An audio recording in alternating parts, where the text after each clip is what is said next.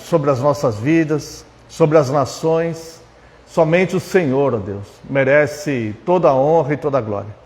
Receba, Deus, nós assim desejamos, este culto nesta manhã.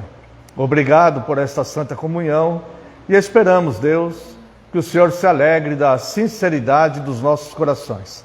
No nome santo e poderoso de Jesus Cristo é que nós oramos. Amém. Amada Igreja do Senhor Jesus Cristo, vamos ao voto da nossa segurança. Amada Igreja do Senhor Jesus Cristo, onde está o nosso socorro? O nosso socorro está em nome do Senhor, Criador dos céus e da terra. Graça a vós outros e paz da parte de Deus, nosso Pai, e do Senhor Jesus Cristo. Os irmãos podem assentar-se. Quero convidar os irmãos apenas para a leitura do Salmo 51, verso 9, apenas um versículo.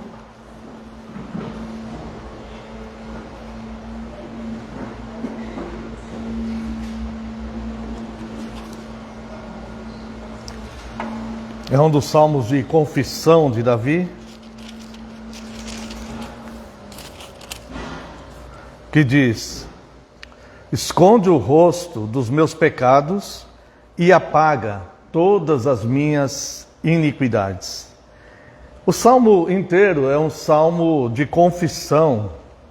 E Davi, ele não fica justificando o seu pecado, a sua atitude diante de Deus, né? Como nós já observamos em outros momentos. Mas Davi, ele reconhece abertamente diante de Deus aquele pecado, aquele erro, e aquilo o entristece a ponto de haver um arrependimento genuíno, um arrependimento verdadeiro. E ao longo do Salmo, né, são 19 versículos, ele vai tratar dessa questão da sua própria confissão diante de Deus. Mas aqui no verso 9, há um teor aqui bastante importante de nós observarmos, né? Ele diz aqui: esconde o rosto dos meus pecados e apaga todas as minhas iniquidades. Duas ações que Davi pede para Deus aqui. A primeira lembra muito quando Pedro estava nu no barco e Cristo se aproximou e ele pulou na água e ele disse: afasta-se de mim, Senhor, porque sou pecador. Muitas pessoas, elas não se importam com o próprio pecado e elas se sentem no direito de exigir coisas a Deus, coisas de Deus. Isto é um mal diante de Deus e é um mal para a própria pessoa. A primeira condição que a pessoa tem que ter aqui é um respeito à santidade de Deus, a santidade de Deus absoluta. Irmãos, é muito triste quando os homens, eles não se consideram pecadores. Quando os homens, eles não se consideram, quando eles estão diante de um Deus santo, santíssimo, e eles querem reivindicar direitos. Existem músicas que falam, né, vou entrar na sala do trono e vou fazer... O primeiro passo, irmãos, do ser humano é falar: Senhor, os meus pecados te ferem. O Senhor é santíssimo. A palavra de Deus no livro de Abacuque, do profeta Abacuque, diz que os olhos de Deus não podem contemplar o mal, de tão santo que Deus é. É como se o nosso mal ferisse profundamente a Deus. Então Davi, ele diz aqui: esconde o rosto dos meus pecados. Perdão, Senhor, ele não está falando para Deus nesta frase, ele não está falando propriamente esconde os meus pecados. Ele está dizendo: esconde o teu rosto dos meus pecados. E a intenção que deixa transparecer pelo contexto do Salmo, não é que ele está pedindo isso a Deus por um benefício próprio. Senhor, esconde o rosto dos meus pecados, senão o Senhor vai me condenar. Não é por isso que ele está dizendo isso. Senhor, esconde o rosto dos meus pecados, porque o Senhor é santo. Eu quero, mesmo falha e pequeno, eu gostaria de preservar o Senhor do mal que eu tenho feito, das coisas que eu pensei, do mal que eu elaborei. Eu gostaria muito de privar o Senhor disso, porque o Senhor é santíssimo. O Senhor é perfeito em santidade. No Senhor não existe mal algum. Eu, no entanto, cometi um mal grave. Então ele fala: Deus, esconde o seu rosto dos meus pecados. Eu não posso esconder do Senhor, mas esconde, não por não me condenar, porque de fato eu mereço essa condenação, mas porque eu me sinto destruído em saber que o Senhor está vendo, que o Senhor viu um grande mal que eu cometi, que fere o Senhor. Então ele faz um pedido para Deus, que vale a pena nós meditarmos sobre isso. É como se nós estivéssemos, não comparando Deus com uma criança, porque Deus é incomparável, né? Mas comparando a intenção de Davi. A intenção, não comparando Deus, comparando a intenção de Davi. É algo como nós tentarmos proteger uma criança de não ver algo. Vamos supor uma imagem forte, alguma situação forte. Quando nós protegemos a criança, fala assim: olha, não olha para isso, né? É como se Davi estivesse tomando uma postura mais ou menos assim: Senhor, o meu pecado eu sei que te fere, o meu pecado foi grave, o que eu fiz foi muito grave, esconde o teu rosto desse pecado.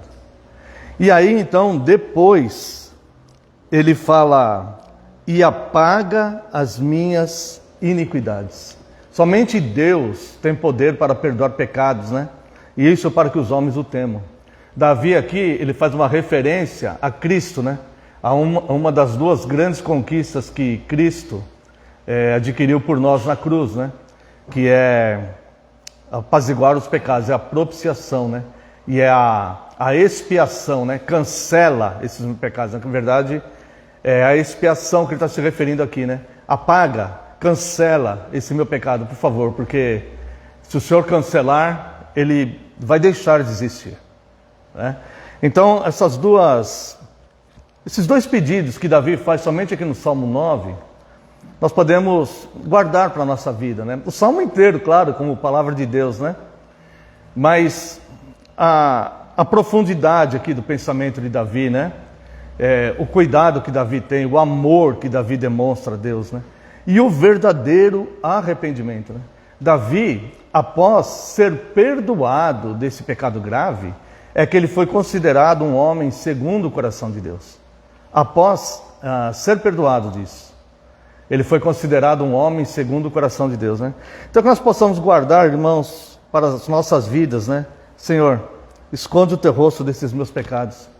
Não porque eu simplesmente quero o benefício de não ser condenado por eles, mas porque eu sei que eles te ferem, Senhor. E isso só aumentaria o mal que eu fiz dentro de mim. Esconde o teu rosto deste mal que eu cometi.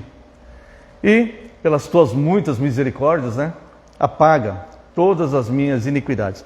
Quero convidar a amada congregação para uma oração de confissão. Neste momento, os irmãos estarão orando em voz silenciosa. Eu farei uma oração em voz audível.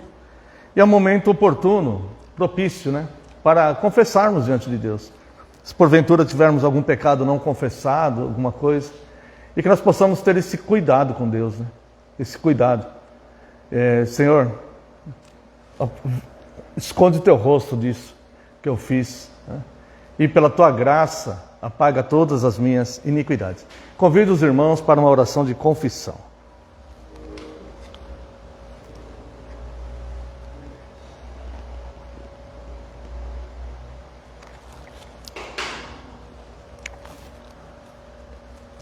Santo é o Senhor, Deus.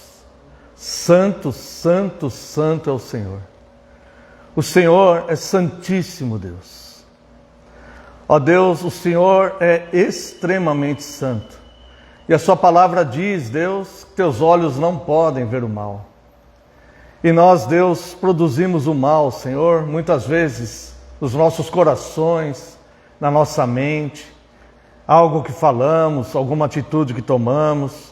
Quando nos iramos por motivos banais, nós muitas vezes, Deus, deixamos de fazer o bem que sabemos fazer, negligenciamos tantas coisas, temos pensamentos que não são convenientes com a sua palavra. E eu, neste momento, Deus, quero pedir perdão ao Senhor, ó Deus.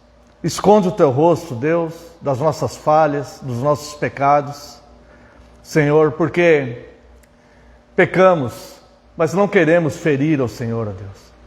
Por isso, Deus, a tua igreja confessa que, de fato, peca, tem suas falhas, mas tem um coração voltado, Deus, para que possamos ter hoje um dia melhor do que tivemos ontem, para que possamos ser hoje pessoas melhores, Senhor, para que nós possamos, com a tua ajuda, Deus, não pecar diante do Senhor, buscar ter uma vida reta, uma vida santa, Deus, uma vida de bondades, uma vida de misericórdia, Deus, uma vida de preocupação com o nosso próximo, uma vida, Deus, onde colocamos o Senhor, o teu reino sempre em primeiro lugar, onde queremos nos aprofundar no estudo da tua santa palavra, nos cultos, Deus, queremos estar presentes sempre, porque nós reconhecemos a tua bondade, a tua benignidade sobre nós.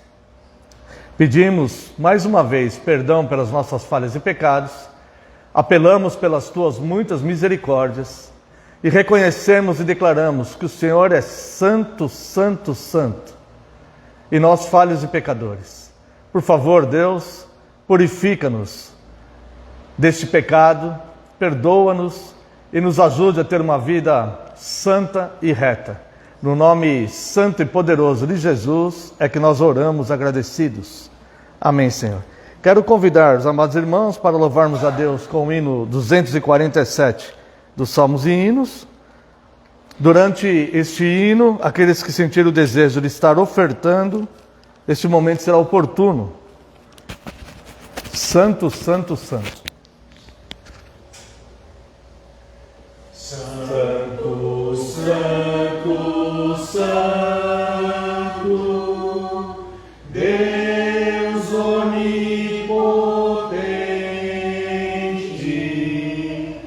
cantam de manhã nossas vozes com ardor.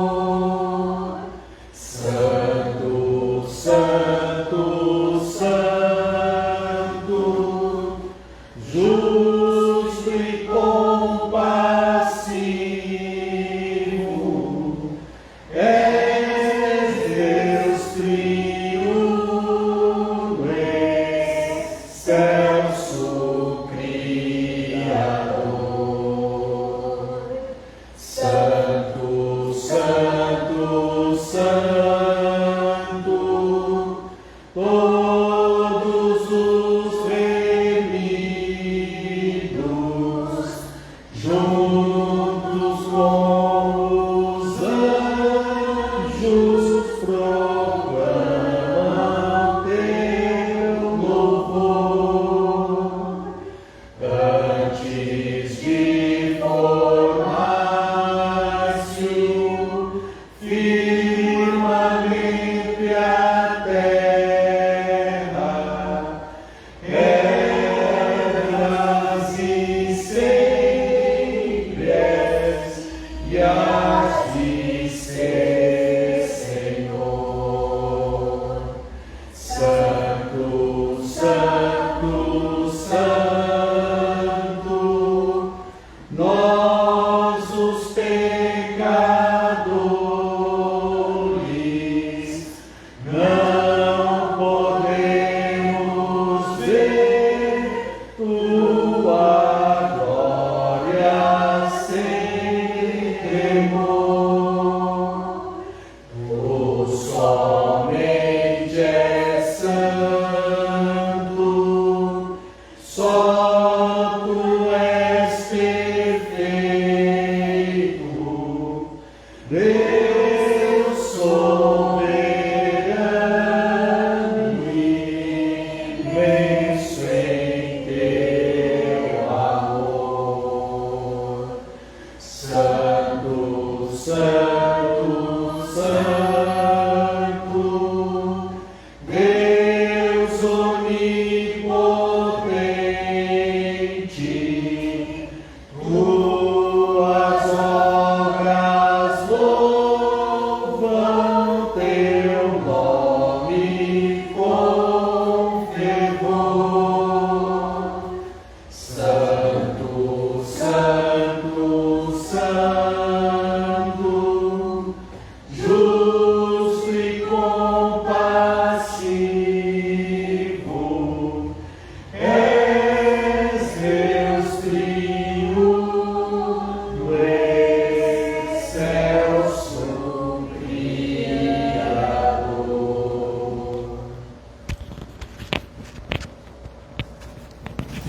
é Deus triuno. Isaías, no seu chamado, no capítulo 6, ele diz que os anjos professavam, quando ele teve a visão do trono de Deus, ele viu os anjos professando: Santo, Santo, Santo. Essa é uma referência à Trindade, ao Deus triuno. Santo Deus Pai, Santo Deus Filho, Santo Deus Espírito Santo. Quero convidar a amada congregação para professarmos a nossa fé cristã através do credo apostólico.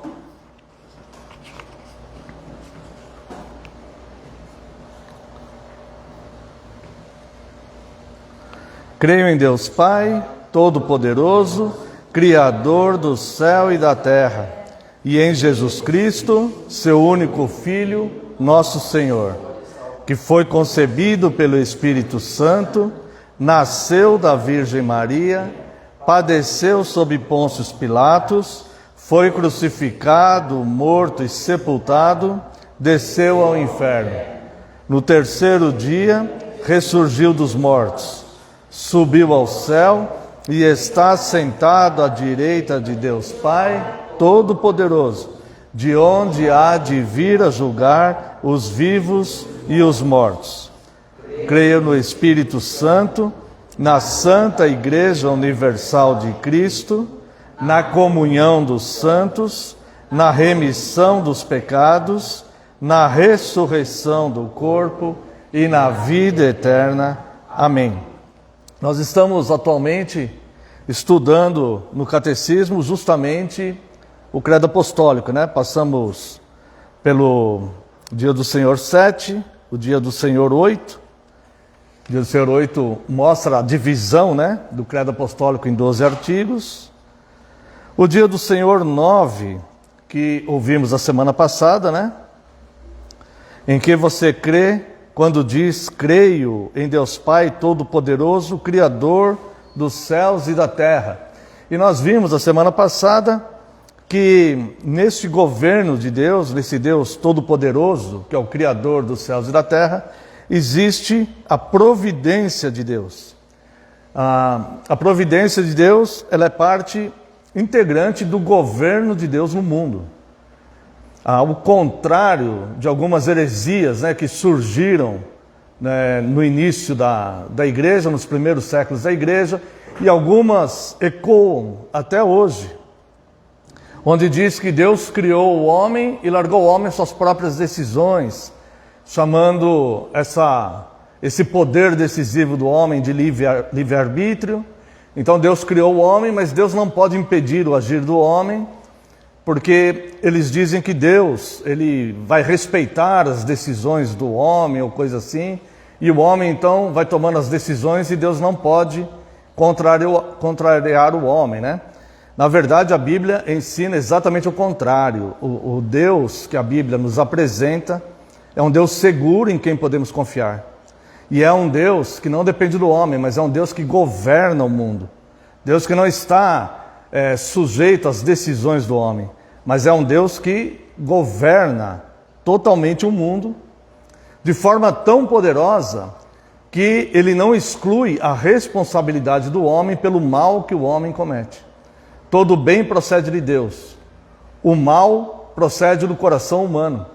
E Deus não exclui o homem da responsabilidade dos seus atos. No entanto, Deus tem um poder eficaz de governar o mundo e conciliar essas duas coisas, sem que o homem perca a sua responsabilidade pelos seus atos, né? Nós vemos claramente no livro, na Carta aos Romanos, no capítulo 1, que Deus entrega tais homens aos seus próprios erros. Então Deus, ele tem o controle absoluto, não há nada que o homem possa fazer que vai modificar o que Deus tem decretado para o rumo da história.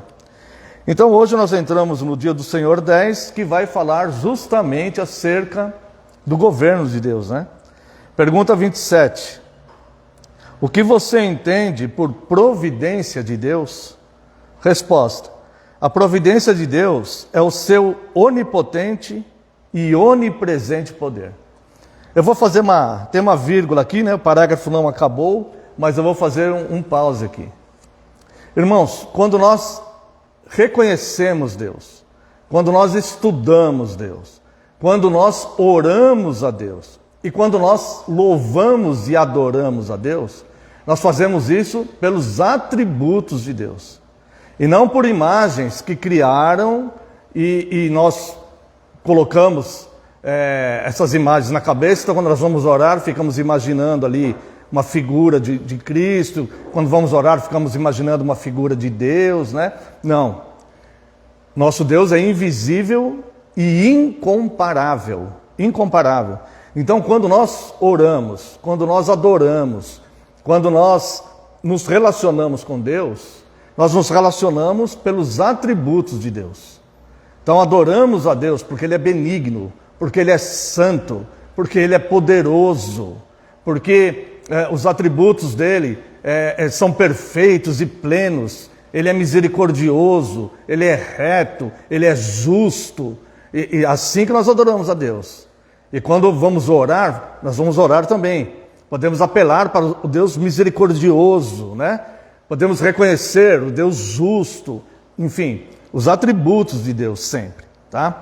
Então, quando vai falar aqui do governo de Deus e da providência de Deus, o que o catecismo aponta em primeiro lugar aqui são dois atributos de Deus que mantêm este governo seguro, em que o homem não precisa temer nada que venha acontecer no mundo, nas nações, nem mesmo na sua vida particular. O homem não precisa temer nada, porque Deus, fundamentado nesses dois atributos perfeitos que é mencionado aqui, Deus, Ele controla todas as coisas. E Ele nos dá as suas promessas, né? Então, tudo coopera para o nosso bem, seja o que for. Então, olha só, a providência de Deus é o seu onipotente e onipresente poder.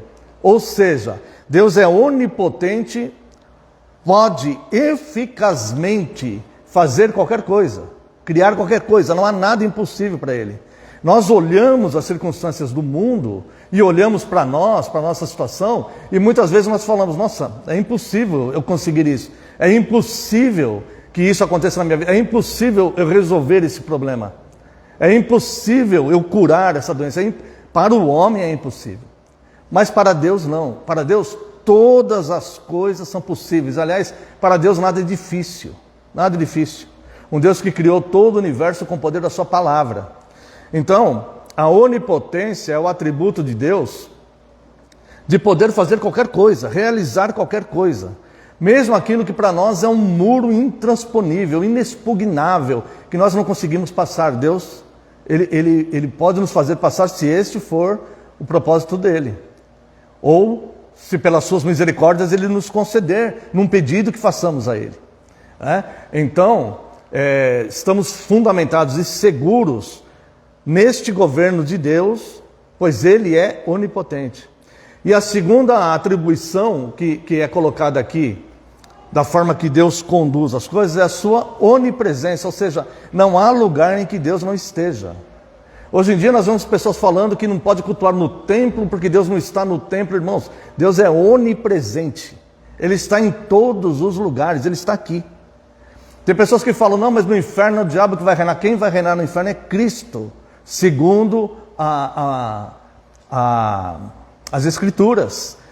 Ou seja, Ele está em todo lugar, não há lugar onde Ele não possa entrar, onde Ele não possa estar. Se nós olharmos o Salmo 139, se faço minha cama no mais profundo abismo, lá tu estás. Se subo no mais alto dos montes, lá o Senhor está também. Se tomo as asas da alvorada, lá está a sua mão, lá está o Senhor. Então, irmãos, o Salmo 139, ele fala claramente desta onipresença de Deus. Então, os dois atributos em que nós devemos confiar, quando nós falamos de governo da terra, irmãos, não é para imaginar alguém sentado no trono com uma coroa e governando, é para imaginar um ser tão poderoso que Ele é onipotente e onipresente. São esses atributos que nos fazem confiar. E esses atributos é que, assim que Deus se revelou, Ele se revelou a nós não mostrando a sua face, mas mostrando os seus atributos, as suas características, o seu caráter, a sua personalidade e a sua vontade. Então, Deus, Ele governa todas as coisas, inclusive a nossa vida. Os problemas que muitas vezes nós falamos, olha, mas isso é tão insignificante, isso é um problema meu que me incomoda, eu gostaria que mudasse, mas é tão insignificante com relação a tantas coisas importantes que acontecem no mundo. Não, para Deus nada é insignificante, né? Então Deus, Ele tem o poder eficaz de fazer todas essas coisas, baseado na sua providência e na sua onipotência. Então a providência de Deus é o seu onipotente e onipresente poder, por meio do qual, com sua mão, Ele sustenta continuamente o céu e a terra e todas as criaturas, governando-os de tal modo que ervas e plantas, chuva e seca, abundância e escassez, comida e bebida, saúde e doença, riqueza e pobreza, na verdade, todas as coisas não nos vêm por acaso, mas procedem da sua mão paternal. Quero convidar aqui os amados irmãos para verem aqui no livro dos Provérbios, capítulo 16. O bom seríamos, aqui por questão de tempo não vai dar, mas o bom seríamos analisarmos o capítulo inteiro, né? Depois eu convido os irmãos que leiam na sua casa durante o dia. Esse capítulo é gostoso, os irmãos vão ter prazer em ler esse capítulo, Provérbios 16, que ele vai falar justamente desse governo de Deus, dessa soberania de Deus. Vamos ver aqui o verso 1. O coração do homem pode fazer planos. Nos é concedido, nós podemos fazer planos, não há erro nisso, desde que os planos sejam bons, né? O coração do homem pode fazer planos, mas a resposta certa dos lábios vem do Senhor. Todos os caminhos do homem são puros aos seus olhos, mas o Senhor pesa o espírito. Confia no Senhor as tuas obras e os teus desígnios serão estabelecidos. E vamos aqui ao verso 33, o último versículo desse capítulo. Depois os irmãos leiam o capítulo inteiro, vai valer a pena, tá? A sorte se lança no regaço, mas do Senhor procede toda decisão. Então, eu vou ilustrar aqui vamos supor que eu estou procurando um emprego, um exemplo, e eu, então, envio um currículo para aquela empresa que eu gostaria de trabalhar ali, envio o currículo e oro. Então, eu lancei a sorte no regaço. É isso que esse versículo está falando. A decisão, embora aos homens tudo seja fortuito, para os homens tudo é fortuito, tudo é um acaso. A decisão para os homens, aparentemente, será do responsável ali pelaquela empresa, um gerente, alguém lá responsável, que vai definir se vai me contratar ou não, né? Mas a resposta é de Deus. Talvez Deus me mostrando, não, tem que se preparar mais, né? Talvez Deus me mostrando, aquele currículo não é suficiente para aquela empresa, então eu vou me aprimorar nisso. E por aí vai, mas é só uma ilustração, né? Então, nós lançamos a sorte no regaço, mas a resposta vem do Senhor. Isso aqui pode ser ilimitado. Você pode planejar a sua vida, nos é concedido isso, desde que seus pensamentos sejam honestos, né? Com relação a todas as áreas da vida, mas é assim que Deus governa as coisas. A resposta sempre vem de Deus. O contrário também acontece. Às vezes a gente manda ali um currículo e fala, olha, gostaria de trabalhar lá, sei que no meu currículo não está à altura, o analista ali só de bater o olho aqui ele vai reprovar, né? Mas Deus, Ele governa as coisas de tal forma que às vezes aquela empresa resolve abrir uma exceção, justamente no teu caso, por algum motivo ali peculiar, o analista ali de fato ele reconhece, olha, esse currículo aqui não está tão de acordo, mas neste caso a gente vai ter que contratar essa pessoa aí por algum motivo. Então, a decisão, ela sempre vai prevalecer, vir de Deus, né? Veja aqui, Evangelho de Mateus, capítulo 10, verso 29. O dia do Senhor 10, ele nos traz muito consolo e confiança, irmãos, porque ele nos mostra esses dois atributos de Deus que governam o mundo totalmente, e nós podemos descansar nele. Não se turbe o seu coração. Mateus 10, 29. Não se vendem 2 pardais por um asse, e nenhum deles cairá em terra sem o consentimento do vosso Pai. Esses 2 pardais aqui era a ave mais barata. O pardal era a ave mais barata que tinha, né? E ele dá um preço aqui, né? Um asse. Isso aqui era... Então, agora eu não lembro bem a quantia que ia representar mais ou menos se nós fizéssemos aí um câmbio para o nosso dinheiro, né? Mas é coisinha de centavos. Coisinha de 5, 10 centavos. Tanto que no Antigo Testamento eles pediam uma oferta, né? Quando nascia um filho, nascia uma filha, faz uma oferta de um animal assim. Se não tiver condição, faz então do pardal, né? Uma família mais modesta, mais simples. Então, veja que uma ave insignificante, baratinha, que tem aos montes, e que era fácil deles comprarem, não tinha nenhum valor comercial alto, não cai do céu sem que Deus permita, né? Então aquilo que para nós de repente parece insignificante, né, não cai em terra sem o consentimento do vosso Pai. E o próprio Cristo falou isso, né? E depois, irmãos, vamos ver aqui na pergunta 28, né, por questão de tempo. Os irmãos podem depois... É muito bonito aqui no Dia do Senhor 10, as referências que tem embaixo na pergunta 27 e 28. Depois os irmãos vão lendo as referências, né? Conforme tem um númerozinho aqui, ó, tá vendo? A primeira, pergunta 27, aqui, primeiro parágrafo. Até a primeira vírgula, tá? A palavra poder tem um número em cima, número 1. Aqui embaixo tem a referência, número 1, ó, Jeremias 23, 23, 24, Atos, tal. Aí depois os irmãos vão lendo com calma, estudando, vão ver como é bonito, né? Nós podemos confiar e como é reconfortante. Nós podemos confiar neste governo de Deus. E graças a Deus é Deus que governa. Porque se fosse o homem, eu acho que nem a humanidade existiria mais. Viu? Bom, pergunta 28. Que benefício há em sabermos que Deus criou todas as coisas e que continuamente as sustenta pela sua providência? Resposta. Podemos ser pacientes na adversidade. Ou seja, nós podemos vencer a nossa própria ansiedade. A ansiedade, ela corrói, ela destrói. Se tem 2 coisas, irmãos, que eu vi nessa minha caminhada aí no ministério pastoral, 2 coisas que devastam as pessoas. Muito mais do que os desejos, aqueles pensamentos, aquelas trocas insensatas que as pessoas fazem, né? Mas 2 coisas que destroem mesmo a pessoa por dentro, vai destruindo por dentro. É ansiedade e culpa. Essas 2 coisas realmente devastam as pessoas. Devastam, né? Então são 2 coisas que nós devemos ter bastante atenção. E a palavra de Deus trata isso com muito amor e com muito poder no ser humano, tá? Então olha só. Nós podemos ser pacientes nas adversidades, agradecidos na prosperidade. E quanto ao futuro, podemos confiar firmemente em nosso Deus e Pai, fiel, porque criatura alguma poderá nos separar do seu amor.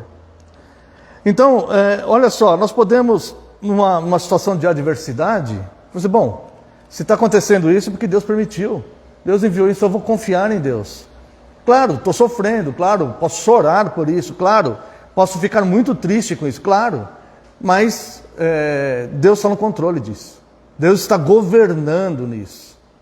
Na prosperidade, que grande oportunidade de sermos gratos a Deus. Senhor, muito obrigado.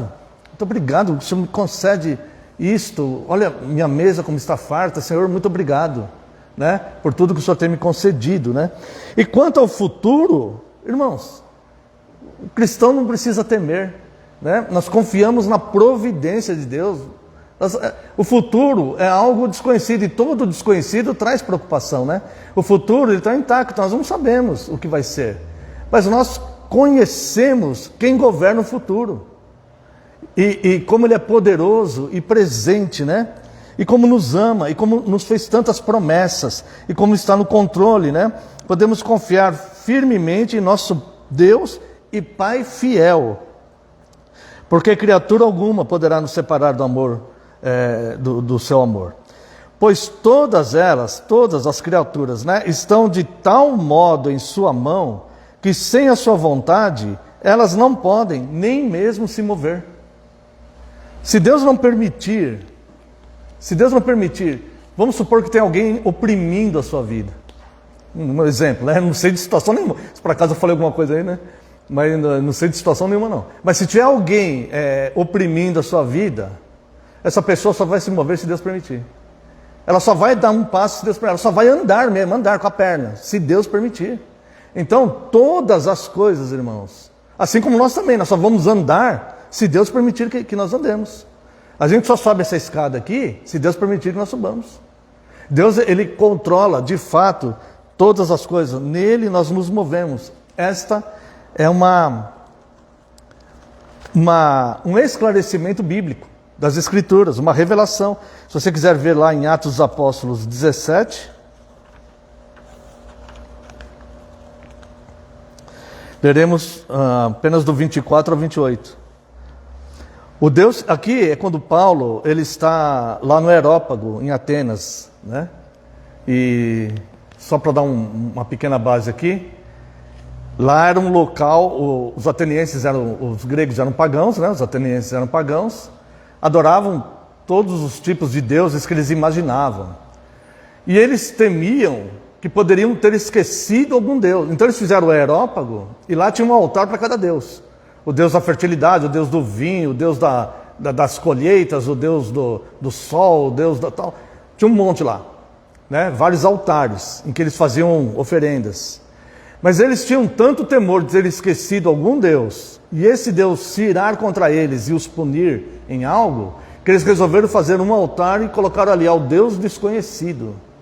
E o apóstolo Paulo, com a sabedoria que Deus lhe deu, ao chegar lá, ele não censura essa idolatria daqueles homens. Ele fala, olha, varões atenienses, vejo que são zelosos. Ele não mentiu, eles de fato eram zelosos com a fé deles. Vejo que são zelosos com a fé. E tens a preocupação de não ferir algum Deus que porventura não conheço, e fizeram um altar ao Deus desconhecido. É sobre esse Deus desconhecido que eu quero falar para vocês. Eu quero apresentar para vocês esse Deus que vocês não conhecem. E aí então Paulo, olha que sabedoria, né? Aqueles homens ouviram, inclusive Dionísio, o chefe do Areópago, se converteu ali. Né? Alguns se converteram, outros não se converteram, mas alguns sim. E aí ele pregou ali sobre o Deus desconhecido que eles não conheciam, né? Mas que Paulo conhecia. E ao demonstrar os atributos e características de Deus, ele menciona aqui no verso 24, o Deus que fez o mundo e tudo que nele existe, sendo ele Senhor do céu e da terra. Senhor é o que governa, tem o senhorio do céu e da terra. Não habita em santuários feitos por mãos humanas. Isso aqui tudo é o estrado da terra, é o estrado dos pés de Deus, tudo aqui na terra. Ele não habita dentro do santuário, né? Mas isso não quer dizer que não podemos cultuar dentro de um templo, de um santuário, né? Não habita em santuários feitos por mãos humanas, nem é servido por mãos humanas como se de alguma coisa precisasse. Pois Ele mesmo é a quem todos dá a vida, respiração e tudo mais. De um só fez toda a raça humana para habitar sobre toda a face da terra, havendo fixado os tempos previamente estabelecidos e os limites da sua habitação, para buscarem a Deus, se porventura tateando o possam achar, bem que não está longe de cada um de nós. Aqui, o Salmo 19 fala que um dia discurso, outro dia, né? Ao olhar toda essa criação de Deus, nós vemos que existe um Criador. Mesmo que tateando, procuremos, sem conhecer as Escrituras, que revelam o seu caráter e os seus atributos. É isso que ele está falando, né? E o verso 28. Pois nele vivemos e nos movemos, e existimos, como algum dos vossos poetas tem dito, porque dele também somos gerações. Somos geração. Então, irmãos, nós nos movemos em Deus. Ou seja, tudo que existe no mundo, como diz o Salmo, se a corça der cria lá nas montanhas, foi Deus que deu aquela vida lá, foi Deus que permitiu que nascesse aquele filhotinho de corça lá. Então, descansem totalmente no Senhor. Esse é o governo de Deus sobre tudo, que é fundamentado na sua onipotência e na sua onipresença. Quero convidar os amados irmãos para louvarmos a Deus com o Salmo 121.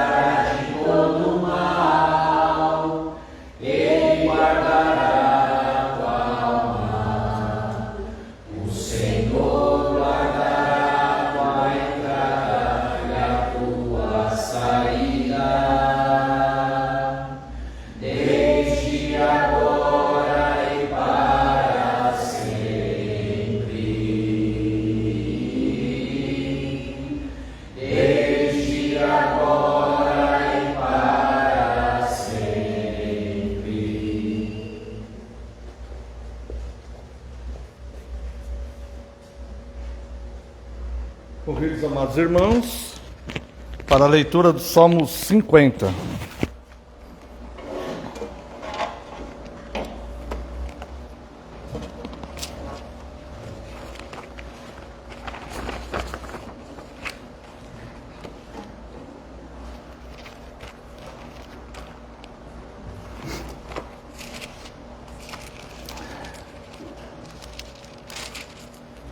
Salmo 50.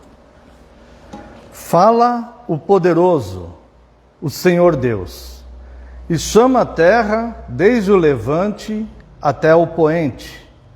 Desde Sião, excelência de formosura, resplandece Deus. Vem o nosso Deus, e não guarda silêncio. Perante ele arde um fogo devorador. Ao seu redor esbraveja a grande tormenta. Intima os céus lá em cima e a terra para julgar o seu povo. Congregai os meus santos, os que comigo fizeram aliança por meio de sacrifícios. Os céus anunciam a sua justiça, porque é o próprio Deus que julga. Escuta, povo meu, e eu falarei, ó Israel, e eu testemunharei contra ti. Eu sou Deus, o teu Deus.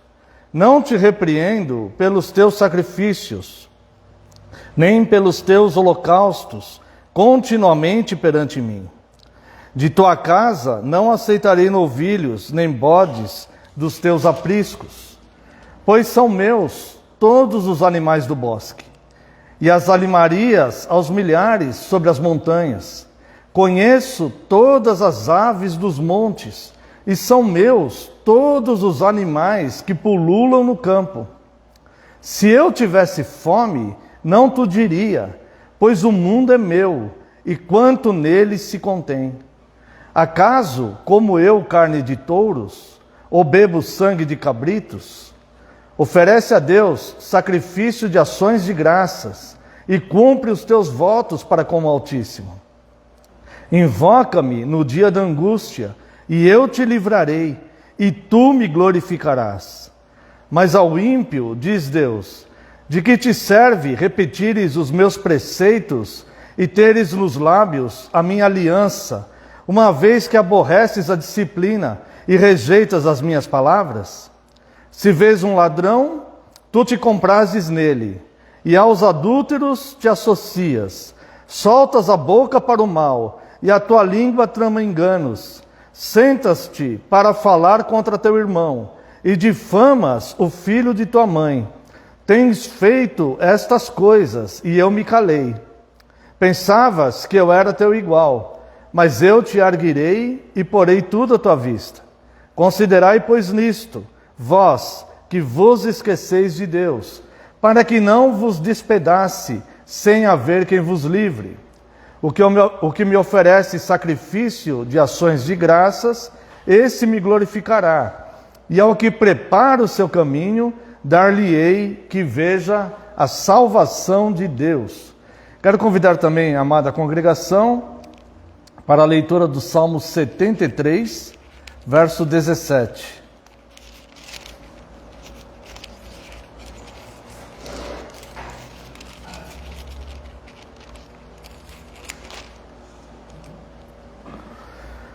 Até que entrei no santuário de Deus e atinei com o fim deles. Só até aqui. Vamos fazer uma breve oração.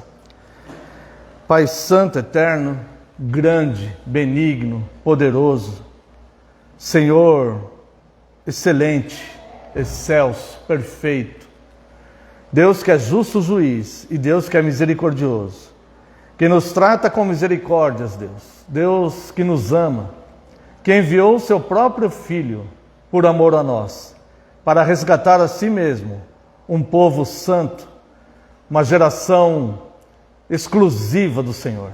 Por isso, Senhor, nós te louvamos. Pedimos ainda mais uma vez perdão pelas nossas falhas e pecados. E neste momento, Deus, estamos diante da tua santíssima palavra, que é a verdade do universo. Nós não a poderemos entender, ó Deus, sem a iluminação do teu Santo Espírito. Por isso eu lhe peço, Deus, que teu Santo Espírito nos ilumine nesta palavra revelada. E que a partir de agora, Senhor, eu diminua e só prevaleça a tua palavra, porque a tua palavra é a verdade. No nome santo e poderoso de Jesus é que nós oramos. Amém, Senhor. Amada Igreja do Senhor Jesus Cristo, venho vos proclamar Cristo, o Senhor misericordioso, o Deus todo-poderoso, o justo juiz. O Salmo 50 é de autoria de Asaf, e o pano de fundo deste salmo é mostrar a verdadeira essência do culto, o culto que Deus recebe. Nos últimos meses temos trabalhado essa questão, do verdadeiro culto, da verdadeira igreja, nos nossos estudos aqui durante a semana. E hoje vamos meditar um pouco acerca deste assunto tão importante. Os nomes hebraicos, em geral, eles têm um significado que era dado pela mãe. A mãe competia a mãe dar um nome para o seu filho, Era considerado a primeira bênção que a mãe dava para o filho, era o nome. Porque na cultura judaica, todo nome tinha um significado, Então, o nome Asaf, ele significa coletor ou recolhedor.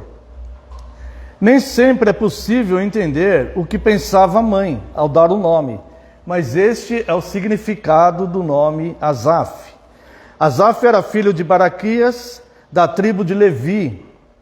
Davi o colocou como músico durante a transposição da arca, juntamente com Emã e Etã. Essa passagem está lá em 1 Crônicas, capítulo 15. Salmo 73 mostra a transformação pessoal, a transformação pela qual passou o pensamento de Asaf. O Salmo 78 é um salmo didático, o Salmo 83 é um salmo imprecatório, e o Salmo 50, ele vai falar da essência do culto, que foi o salmo que nós lemos. No entanto, os três salmos são unidos, os três que eu falo, é menos o 78 que é didático, Os 50, o 73 e o 83. Eles são unidos pela abordagem dos juízos de Deus. Juízo corretivo ao seu povo e punitivo aos ímpios. Embora a nossa abordagem aqui presente é o sermão, nós vamos abordar o Salmo 50, o tema desse sermão é a transformação pessoal que Asaf descreve no Salmo 73. Então, sem essa transformação, não se presta à excelência do culto a Deus. Essa excelência que é ministrada no Salmo 50, sem a transformação pela qual Asaf testemunha que passou no Salmo 73, não se presta esse culto verdadeiro a Deus, que está escrito no Salmo 50. Sua mudança de pensamento sobre os ímpios se deu ao entrar no templo e ser ministrado por Deus. Veja aqui o Salmo 73. Vamos ver aqui apenas o verso 1 e o 2. Até o verso 3 só. Com efeito, Salmo 73. Com efeito, Deus é bom para com Israel, para com os de coração limpo. Então ele reconhece aqui que Deus é bom para o povo de Deus e para aqueles que têm o coração limpo. Agora olha o que ele testemunha aqui. Quanto a mim, porém, quase me resvalaram os pés. Pouco faltou para que se desviassem os meus passos, pois eu invejava os arrogantes, ao ver a prosperidade dos perversos. Então Asaf, ele começa o Salmo 73 dizendo que ele reconhece que Deus é bom para os limpos de coração, e que Deus é bom para o seu povo. Mas aí ele começa a testemunhar que ele tinha uma inveja dos arrogantes, que ele olhava para os ímpios e via os ímpios prosperando no seu caminho. Os ímpios que se desfaziam das coisas de Deus, que zombavam do povo de Deus, zombavam da fidelidade daqueles que eram mais fervorosos na fé. E cometiam seus atos de impiedade e prosperavam nos seus caminhos. E Asaf olhava aquilo e falava assim, não, mas a mão de Deus não pesa sobre eles. E Asaf então começou a ter um desvio mental que quase se desviou do próprio Deus, como ele mesmo diz aqui, quase os meus pés desviaram. Ele começa então a observar os ímpios e não vê a ação de Deus na vida daqueles ímpios. Ao contrário, ele vê os ímpios prosperando cada vez mais. Então ele começa a falar, não, Deus não pesa a mão sobre eles. Eu queria ser como eles, porque eles parecem que são felizes. Eles comem as gorduras dos animais, eles fazem os seus banquetes, eles têm as suas festas, eles estão sempre rindo.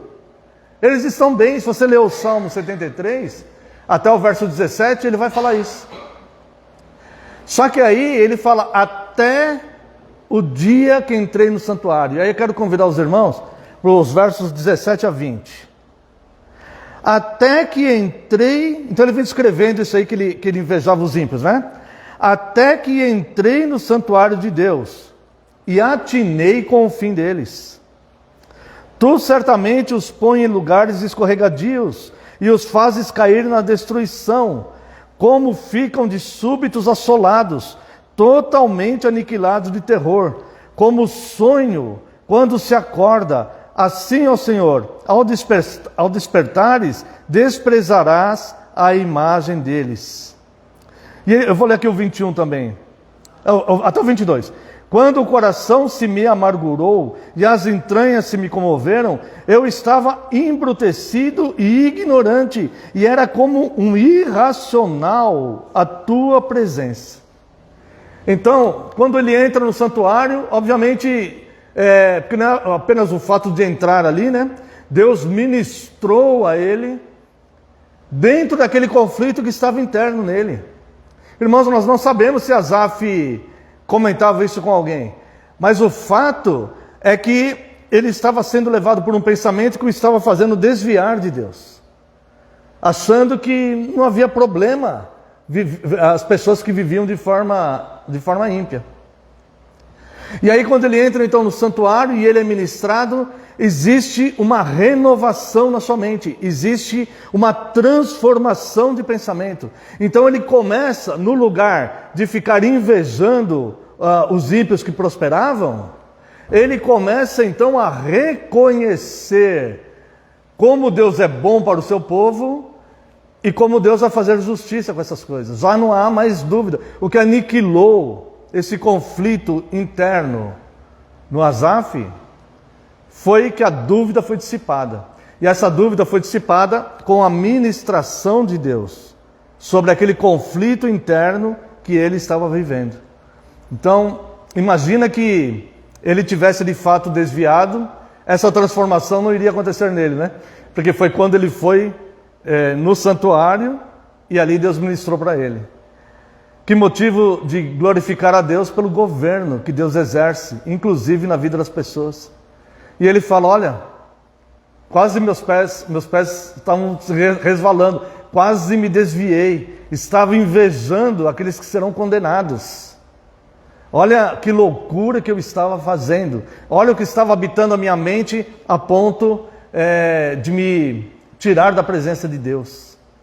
Mas o governo de Deus fez ele entrar naquele santuário, naquele dia. E Deus conhecedor, né? Onipotência e onipresença, né? E também aqui a onisciência, por conhecer o que ele estava vivendo. E então Asaf, ele escreve o Salmo 50, e o Salmo 50, ele vai mostrar a excelência desse culto. A excelência do culto não é apenas uma liturgia ser fiel. A excelência do culto é individual. Então, obviamente, a liturgia tem que ser fiel. Mas a liturgia é algo coletivo, é algo da igreja. Isso, obviamente, tem que ser fiel. Mas a excelência do culto vai depender de cada indivíduo. O mesmo culto, com a mesma liturgia, pode ser um culto excelente para Deus para um, e pode ser um culto que Deus não aceita para outro. Porque vai depender do indivíduo e não do local. Então, ele vai falar da essência do culto, o Asaf, quando chega aqui no Salmo 50.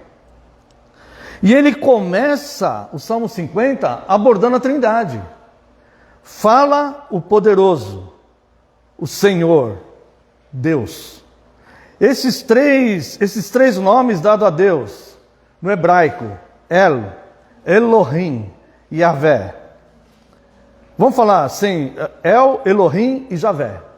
Esses três nomes aqui que ele menciona no original, no verso 1. El é poderoso, Elohim é Deus, Javé é Senhor. Ele está falando aqui, o Deus, o juiz implacável e o Senhor misericordioso. Então o primeiro elemento a ser observado na essência do culto a Deus é exatamente quem estará sendo cultuado. Quem estará sendo cultuado? Por que eu vim no culto? Eu vim porque a liturgia é fiel. Muito bem. Eu vim porque eu sou membro dessa igreja. Muito bem. Eu vim porque eu não quero quebrar o 4º mandamento. Tá certo. Eu vim porque eu sou cristão. Tá certo. Mas qual que é a essência primária? Por que você veio? Eu vim para cultuar a Deus. Eu vim para fazer o quê? Cultuar a Deus. Então a primeira essência do culto, o primeiro elemento a ser observado na essência do culto verdadeiro é exatamente quem estará sendo cultuado. Quem estará sendo cultuado? Se for um culto onde o pastor será homenageado, onde um dos oficiais será homenageado, onde o presidente lá da denominação, onde qualquer coisa, os músicos serão exaltados, qualquer coisa. Não, eu vou cultuar a Deus. Deus Pai, Filho e Espírito Santo. Por isso que eu vou lá. Então eu escolho uma igreja fiel, escolho uma liturgia fiel, e eu vou lá, mas não porque a igreja é fiel e porque a liturgia é fiel. Isso obviamente eu preciso ter. Mas eu vou lá porque eu vou cultuar a Deus. Essa é a primeira essência do culto. A segunda essência é por quê? Então a primeira essência é observar exatamente quem está sendo cultuado. A segunda é por quê? A resposta é pelos seus atributos. Deus é poderoso, é o juiz implacável e é o Senhor misericordioso. Então eu sei a quem eu vou adorar e vou adorá-lo por causa dos seus atributos. Vou adorá-lo por quem Ele é, pelo que Ele faz, pelas suas características. Esta é a essência do culto. Tá? Se eu estou numa liturgia fiel, graças a Deus. Se eu estou numa igreja fiel, graças a Deus vou permanecer nela. Né? Mas algumas pessoas não têm o que, pela misericórdia de Deus, né, nossa cidade tem aqui. Então, a essência do culto é quem vai ser adorado e por que ele vai ser adorado. Depois do verso 2 ao verso 4, ele começa a falar do julgamento do próprio povo de Deus. Tá? Do próprio povo de Deus. E nos Salmos de Asaf nós podemos perceber sempre o juízo, né? Mas só que fica bem distinto o juízo com o povo e o juízo com o ímpio, é diferente. Deus, ele faz juízo com o povo, o juízo corretivo, com amor, para manter o povo aqui, como Deus fez com o próprio Asaf. De alguma forma, tirou ele daquele pensamento que estava destruindo ele internamente e ministrou para ele, ali foi uma correção. Quando fala de juízo de Deus com o seu povo, irmãos, nem sempre é coisa que dói, coisa que vai doer, não. Às vezes é a ministração de Deus nos corrigindo internamente. Lembra que a palavra de Deus fala ali para Isaías, fala assim, olha, quando te desviares, segue o caminho, eis o caminho, segui por ele. Eis o caminho, segui por ele. Você já sabe o caminho, segue por ele, nós já sabemos, certo? Vamos seguir por ele. Se começarmos a desviar para a direita, para a esquerda, aqui diz lá no profeta Isaías, ouvirás uma voz por trás de ti, dizendo, este é o caminho, segui por ele. Entendeu? Então, às vezes, a correção, irmãos, quando a gente fala de correção, de coisa, muitas vezes de juízo, né? Muitas vezes a gente faz estremecer e tal. Deus trata com amor o seu povo. Deus é misericordioso com o seu povo. Deus ama a sua igreja. Cristo é perdoador. Cristo ama. Cristo é o noivo que ama a sua noiva. E Ele vai preparando ela em santificação para que ela entre nas bodas sem mácula, sem ruga, sem defeito, pura e santa. E como que Ele vai fazendo isso? Com amor, com misericórdia. Quando nós vamos corrigir o nosso filho, nós estamos fazendo um juízo ali. Mas a gente não está expondo ele a penas terríveis, né? Nós estamos fazendo um juízo para correção. E muitas vezes, ou sempre, em amor e misericórdia. Então, dos versos 2 ao 4 é o julgamento de Deus com o seu povo. E aí, no finalzinho do verso 1, ele fala, chama a terra desde o levante até o poente, desde o Sião, a excelência da formosura, resplandece Deus. Vem o nosso Deus e não guarda silêncio. Perante ele arde um fogo devorador, e ao seu redor esbraveja grande tormenta. Intima os céus lá em cima e a terra para julgar o seu povo. O que significa isso? Intima os céus lá em cima e a terra. O povo ainda está na terra. O povo ainda está na terra. E o povo, estando na terra, ele está sujeito às coisas da terra. E ele pode estar acontecendo com esse povo o que estava acontecendo com Asaf. Um conflito interno, que vai resultar lá na frente numa perdição total. Num desastre. Não só para a pessoa, como para quem está ao redor. E aí, o que Deus vai fazer aqui? Ele intima os céus e a terra, ou seja, meu povo está na terra, mas eu intimo o céu para trazer verdades espirituais, celestiais, elementos que vão mostrar para o meu povo que eles são forasteiros aqui. São estrangeiros neste mundo. Estão aqui de passagem. Eles não vão ficar eternamente aqui. O lar deles é o céu. Então eu vou trazer elementos do céu, santos, imaculados, preciosos, elementos de vida, para fazer com que o meu povo viva. Porque dentro da mente deles, enquanto eles estão nessa terra aqui, o mais conhecedor das escrituras lá, o mais doutor, intérprete da lei, ele tem a sua mente corrompida, como todos os cidadãos que vivem no mundo, que caíram por causa do pecado lá em Adão. Então eu vou trazer elementos espirituais para corrigir o meu povo. Está se desviando ou para a direita ou para a esquerda. Então isso aqui vai até o verso 4. E quando chega aqui o verso 5, este verso 5 vai fazer a separação dos dois povos. Agora olha só que interessante. Esses dois povos aqui, o povo de Deus e os ímpios, tá? Mas essa separação vai acontecer mesmo aqueles ímpios que estão de corpo presente no culto, mas não estão em espírito. Essa separação aqui, porque fisicamente, dentro da igreja, não estou me referindo à nossa, né? A igreja de Cristo no mundo inteiro, ao longo das eras, né? Dentro da igreja pode ter os santos e pode ter os hipócritas. E eles estão de corpo presente no culto. Então, dentro do mesmo culto, da mesma liturgia, digamos uma liturgia fiel, uma igreja fiel, dentro do mesmo culto, pode ter os adoradores de excelência e pode ter aqueles que são ímpios e hipócritas, que estão ali apenas de corpo presente. Só que, aos olhos humanos, está todo mundo ali adorando a Deus. Aos olhos de Deus há uma separação. E esse Salmo 5, ele faz a separação ali. Aos olhos de Deus a separação. Deus vê a diferença aqui. E aí ele vai fazer aqui no verso 5, né? Congregai os meus santos. Ou seja, os santos são separados e reconhecidos durante o culto, mesmo que haja uma multidão de ímpios juntos no mesmo lugar. Quero convidar a amada congregação para a leitura aqui da segunda carta de Timóteo, capítulo 2, segunda carta de Timóteo, capítulo 2, versos 19 a 22. 2 Timóteo 2, 19 a 22.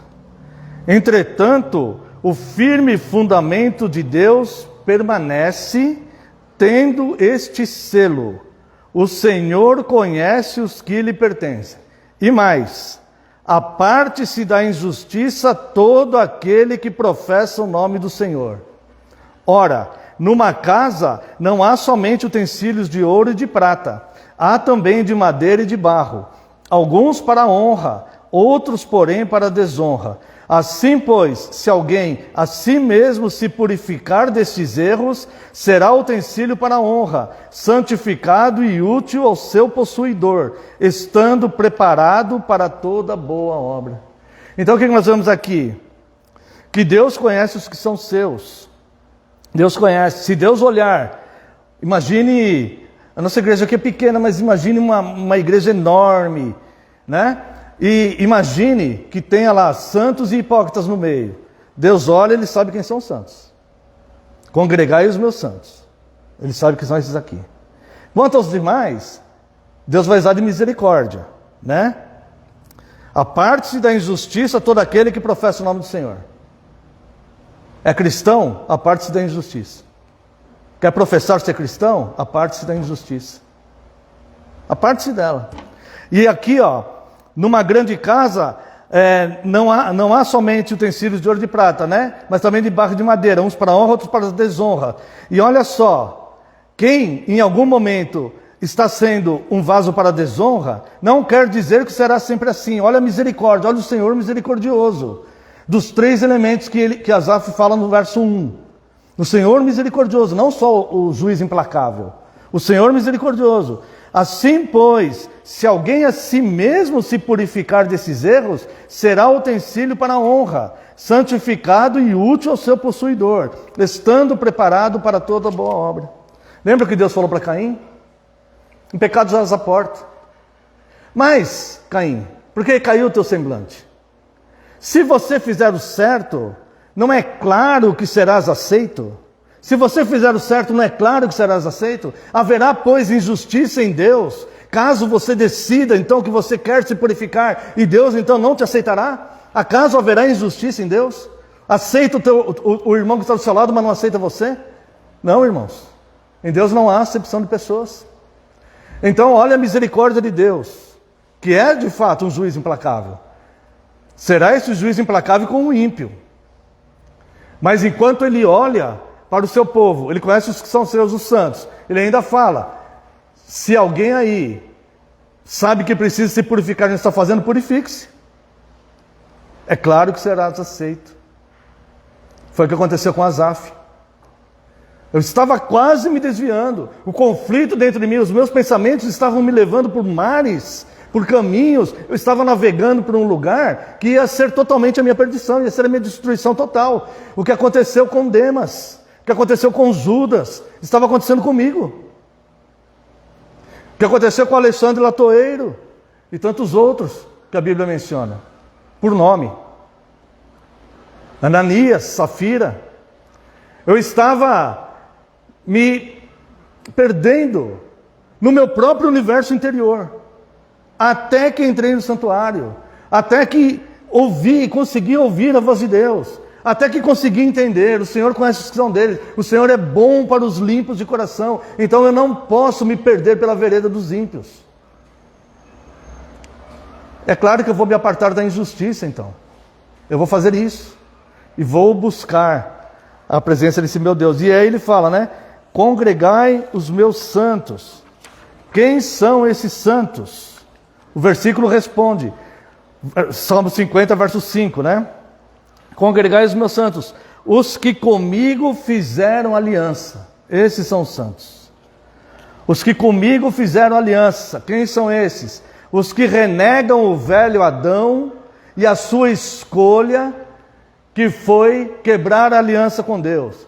E se aliançam a Cristo, o novo Adão, na nova aliança. Quero ainda convidar a amada congregação para a leitura de Romanos capítulo 5. Se os irmãos quiserem acompanhar. A partir do verso 12. Irmãos, preste atenção na leitura, porque por uma questão de tempo eu vou apenas ler e não comentar, tá? Mas 5, a partir do 12. Portanto, assim como por um só homem entrou o pecado no mundo, vamos ter em mente aqui que esses que fizeram aliança com Deus são aqueles que renegam o velho Adão,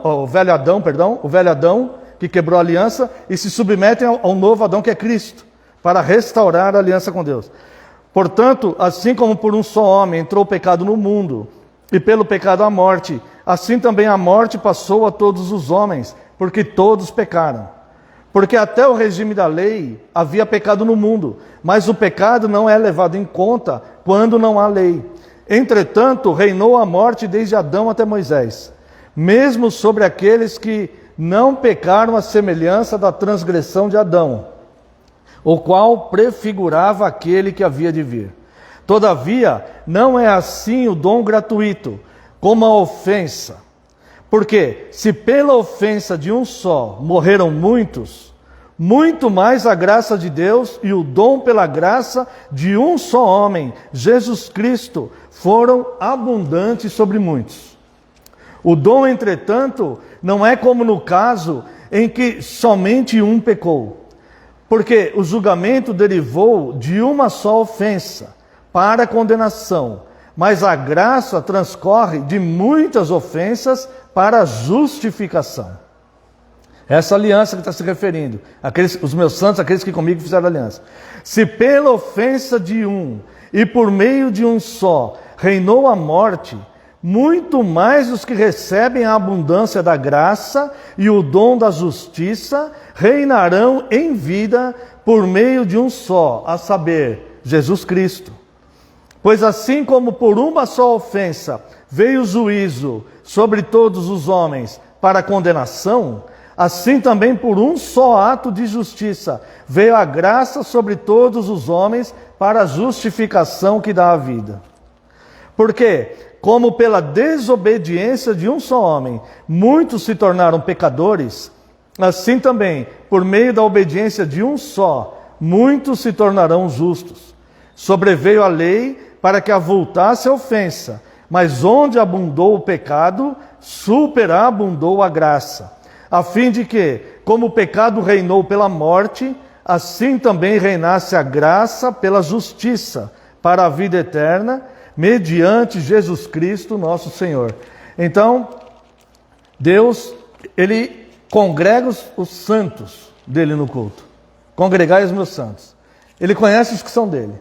Ele sabe quem são. Quem são esses santos? Os que com Deus fizeram aliança. Os que renegaram a quebra da aliança.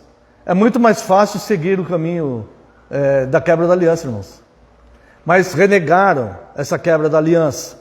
E fizeram a aliança agora de vida. Renegaram a aliança da morte. Não era assim a aliança? O dia que dessa fruta comer, certamente morrereis. Essa aliança. Eles renegaram a aliança da morte, que condenou toda a humanidade, para aceitar a graça.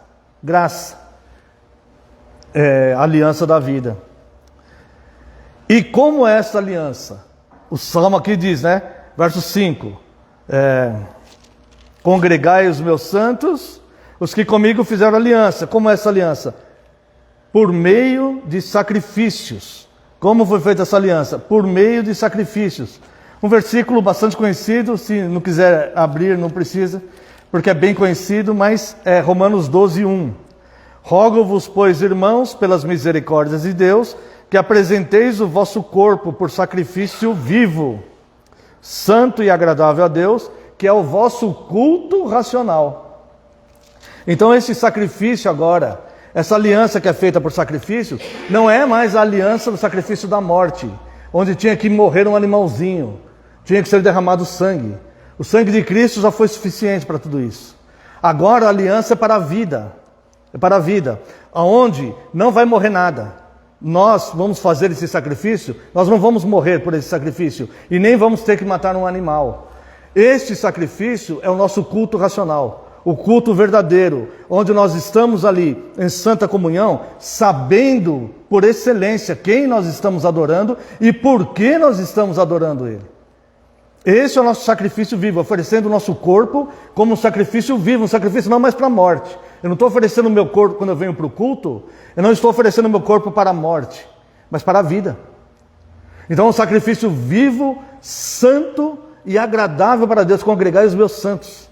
Aquilo que agrada a Deus. Este veio de fato me adorar. Ele não está aí só de corpo presente. Ele não está aí dormindo nas cadeiras. Ele veio me adorar. E ele sabe por que está fazendo isso. Este é o sacrifício santo que a palavra fala, né?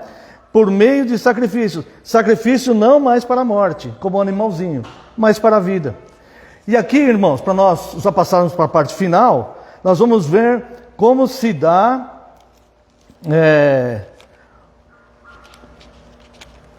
o conceito de Deus, vamos dizer assim, do julgamento dos santos. Desse juízo de correção, não punitivo, mas de correção. Vamos lá. Salmo 50, a partir do verso 7. Bem.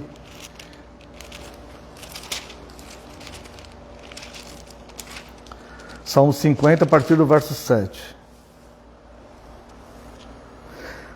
Bom, vamos a partir do verso 6. Os céus anunciam a sua justiça, porque é o próprio Deus que julga. Então aqui agora vai começar a falar desse julgamento com o povo. Né? É o próprio Deus que julga. Então, os céus anunciam a justiça. Lembra que ele intimou os céus e a terra? E aqui ele vai falar, os céus anunciam a justiça. Porque é o próprio Deus que julga. É o próprio Deus que está fazendo esse julgamento aí de quem é quem no culto. Né? Aí olha só como ele começa a descrever esse juízo corretivo, não o punitivo. O corretivo, o de amor e misericórdia. Escuta, povo meu, e eu falarei. Foi o que fez Asaf. O dia que entrou no santuário. Como um membro do povo de Deus, ele escutou. E Deus falou. Então é como você fala para o seu filho. Escuta, filho, escuta. Não faz isso, porque isso é perigoso para a tua vida. Faz aquele outro que é melhor para você. Você vai ter vida ali. Tá? Então ele fala assim, escuta, povo meu, e eu falarei. Ó Israel, e eu testemunharei contra ti. Se contra ti é uma forma de expressão que eu vou testemunhar para você, né? Eu sou Deus, o teu Deus. Agora olha só, não te repreendo pelos teus sacrifícios, nem pelos teus holocaustos continuamente perante mim. De tua casa não aceitarei novilhos, nem bodes dos teus apriscos. E por que ele fala que não vai aceitar? Porque o que ele quer aceitar do povo não é morte, não é sangue. Aquilo era só para o povo entender a necessidade do derramamento de sangue para purificar o pecado, o mal que o povo cometeu. Alguém teve que morrer, um animalzinho teve que morrer por causa do mal que aquela pessoa fez. Cristo teve que morrer por causa da sua igreja, né? Então ele fala, por que eu não quero aceitar o seu sacrifício de animais? E ele começa a falar, são meus todos os animais. São meus todos os animais do bosque. Não é que o animal era teu e você veio oferecer para mim, eles já eram meus. E as animarias aos milhares sobre as montanhas. Conheço todas as aves dos montes. São meus todos os animais que pululam no campo. Se eu tivesse fome, você não ia nem ficar sabendo. Eu não te diria, pois o mundo é meu e quanto nele se contém. Acaso como eu carne de touros ou bebo sangue de cabritos? Agora olha o verso 14 e o 15. Ele fala, olha o sacrifício que eu quero de você. Ao santo que está congregado no culto. Olha o sacrifício que eu quero de você. Oferece a Deus sacrifício de ações de graças e cumpre o teu voto para com o Altíssimo. É só isso. Não é morte. Estou propondo vida para vocês. E como Cristo falou, vida e vida em abundância. E olha só o verso 15, a promessa que ele faz dentro do juízo corretivo. Invoca-me no dia da angústia e eu te livrarei e tu me glorificarás. Invoca-me. Se você chorar aí na caminhada, eu sei quem são os santos que estão no meu culto. Eu sei os que me pertencem, eu conheço. Ouve o que eu estou falando e eu vou falar. O que eu quero de você não é um sacrifício para a morte. O que eu quero para você é um sacrifício de ação de graças, de vida. E, se em algum momento no caminho você chorar, me invoca, que eu vou te livrar. Me invoca, que eu vou estender as minhas mãos santas, os meus braços competentes e poderosos, para tirar você da angústia que você está vivendo. Esse é o Deus que governa o mundo, é o Deus que governa o universo, é o Deus que governa a igreja. A igreja, ela não é governada pelos oficiais, ela é governada por Deus. Os oficiais, antes de tomar uma decisão aqui, ele tem que verificar as escrituras, o que Deus manda, o que Deus proíbe. Então Deus governa todas as coisas, irmãos. E por fim, irmãos, para nós terminarmos aqui, ameaça e julgamento dos ímpios, mas também nisso ele vai mostrar misericórdia. Verso 16, mas ao ímpio, diz Deus, muitas vezes esse ímpio está no culto. Mas ele não está na essência do culto. Mas ao ímpio, diz Deus, de que te serve repetires os meus preceitos e teres nos lábios a minha aliança, uma vez que aborrece a disciplina e rejeita as minhas palavras. Se vês um ladrão, te comprases nele, e aos adúlteros te associas. Solta a boca para o mal, e a tua língua trama enganos. Está vendo que esse aqui não é o perfil do santo que Deus manda congregar. Esse não é o perfil do santo. Esse aqui é aquele que Paulo fala. Se sente que tem que se purificar, então se purifica. Porque é claro que serás aceito. Se soltas a boca para o mal, e a tua língua trama enganos. Senta-te para falar contra teu irmão, difamas o filho da tua mãe, tem feito estas coisas, e eu me calei. Pensavas que eu era teu igual, mas eu te erguirei e porei tudo à tua vista. Eu vou mostrar para você, como eu fiz com Caim. Pecados jaz à porta, a ti compete dominá-lo. Se fizeres o certo, é claro que serás aceito. Caim rejeitou, Asaf aceitou. Tens feito essas coisas e eu me calei e pensavas que eu era teu igual, mas eu te erguirei e porei tudo à tua vista. Considerai, pois, nisto, vós que vos esqueceis de Deus, para que não vos despedace sem haver quem vos livre. Vê a misericórdia de Deus aqui? O juízo eu vou fazer, porque eu vou fazer o juízo implacável. Eu sou aquele mesmo Senhor misericordioso do versículo 1. O mesmo Senhor misericordioso do versículo 1 é também o juiz implacável do versículo 1. É o Deus do versículo 1. Mas, considerai, pois, nisto, vós que esqueceis de Deus. Considerai nessas palavras. para que não vos despedace sem haver quem vos livre. E a conclusão é o verso 23, que vai se referir ao verdadeiro santo. Aquele que já foi congregado como santo, que Deus olha e fala, esse está na essência do culto, esse é meu. E também aquele que estava na situação do Asaf, que fala, puxa, entrei no santuário e ouvi, preciso de purificação. Eu vou me purificar. Eu vou fazer. Eu vou me purificar, como Asaf fez. Esses meus pensamentos estavam me levando para um lado, mas eu vou corrigir isto. Eu consigo ouvir, estou me desviando para a direita, para a esquerda, consegui ouvir uma voz, esse é o caminho, seguir por ele. Não vou fazer como Caim, quando foi advertido, vou fazer como Asaf. E aqui o verso 23, né? O que me oferece sacrifício de ações de graças, esse me glorificará. Esse glorificará de fato. Não é alguém gritando glória a Deus, mas é alguém que está me oferecendo sacrifício de ação de graças. Esse me glorificará. E ao que prepara o seu caminho. Veja bem, o Deus que governa todo mundo, ele no seu governo, ele institui cada cristão para preparar o seu próprio caminho. Esse é o caminho, andai por ele. Se eu vir quando estiver desviando, eu vou te avisar. Mas eu avisei o Asaf e eu avisei o Caim. Aquele que prepara o seu caminho, tá? E ao que prepara o seu caminho, com retidão, veredas justas, dar-lhe-ei que veja a salvação de Deus. Então, prepara seu caminho, prepara sua vida para viver como santo de fato. Este é o que verá a salvação de Deus. Amém. Quero convidar os irmãos para louvarmos a Deus com o Salmo 50. É um salmo muito longo, mas apenas ao verso 6.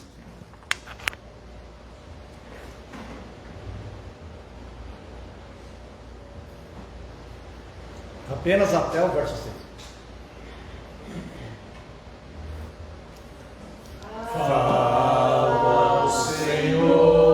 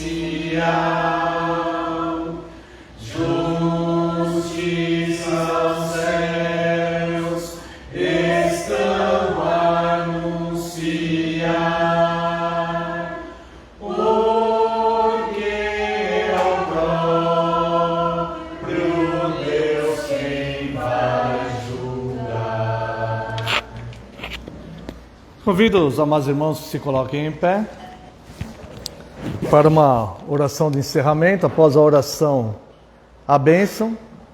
E após a bênção, então, irmãos, eu peço que os irmãos aguardem. Temos alguns avisos aí. São, na verdade, 3 ou 4 avisos, mas são muito importantes. Oremos.